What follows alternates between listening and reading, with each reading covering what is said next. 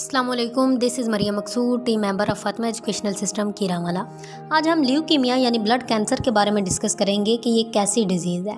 लेकिन उससे पहले आपको ये पता होना ज़रूरी है कि एक्चुअल में कैंसर क्या होता है। तो मैं आपको बताती चलूँ कि जैसा कि आप जानते होंगे कि हमारी बॉडी ट्रिलियंस ऑफ सेल्स से मिलकर बनी होती है और नॉर्मली एक इंसान में हर सेल की प्रॉपर कोडिंग हुई होती है कि ये सेल इतने टाइम में इतनी दफ़ा ही डिवाइड कर सकता है, इससे ज़्यादा दफ़ा डिवाइड करके न्यू सेल्स नहीं बना सकता। लेकिन एक कैंसर वाले इंसान में क्या होता है कि वो जीन्स जो सेल की डिवीजन को डिटरमिन करते हैं उनमें म्यूटेशन हो जाती है। जब जीन्स में म्यूटेशन हो जाती है तो सेल्स अनकंट्रोलेबली डिवाइड करना शुरू कर देते हैं, जिसके नतीजे में बहुत ज़्यादा अनवांटेड सेल्स बन जाते हैं। एक तो वो सेल्स की ग्रोथ ज़्यादा हो जाती है, ज़्यादा सेल्स बन जाते हैं। दूसरा वो सेल्स इमेच्योर बनते हैं, एबनॉर्मल बनते हैं, नॉर्मल सेल्स की तरह नहीं होता। सेम ल्यूकीमिया में भी यही होता है। ल्यूकीमिया में हमारे ब्लड में मौजूद white blood cells uncontrollably divide करना शुरू कर देते हैं। एक तो बहुत ज़्यादा डिवाइड करते हैं, दूसरा वो इमेच्योर होते हैं, जिसकी वजह से आगे ल्यूकीमिया के सिम्टम्स अपीयर होते हैं। अब जैसा कि आप जानते होंगे कि वाइट ब्लड सेल्स का हमारी बॉडी की इम्यूनिटी में बहुत अहम रोल है। वो हमारी बॉडी को इन्फेक्शन वगैरह से प्रोटेक्ट करते हैं।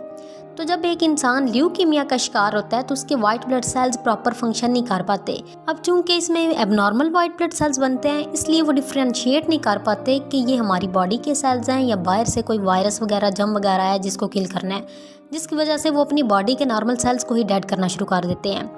अब जब वाइट ब्लड सेल्स ही अब नॉर्मल बनेंगे तो उस इंसान का इम्यून सिस्टम भी स्टेबल नहीं रह पाएगा, जिसकी वजह से उस इंसान में किसी भी इन्फेक्शन होने का खतरा बहुत हद तक बढ़ जाता है। कुछ लोगों में नाक से ब्लड आना शुरू हो जाता है।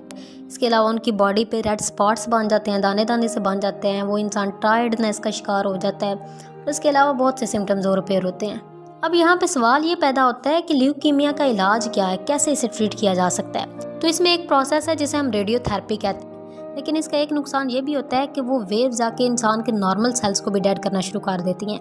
इसके अलावा इसके मुतबादल के तौर पर एक और तरीका इस्तेमाल किया जाता है जिसे हम कीमोथेरेपी कहते हैं। कीमोथेरेपी में उस इंसान को ऐसी मेडिसिन दी जाती हैं जिनके अंदर रेडियो एक्टिव एलिमेंट्स होते हैं जो जाके कैंसरस सेल्स को डेड कर देते हैं।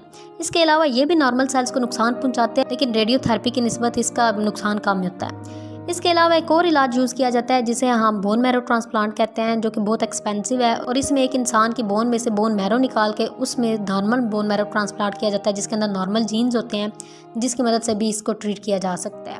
होप सो आपको समझ आ गई होगी। ओके, अल्लाह हाफिज़।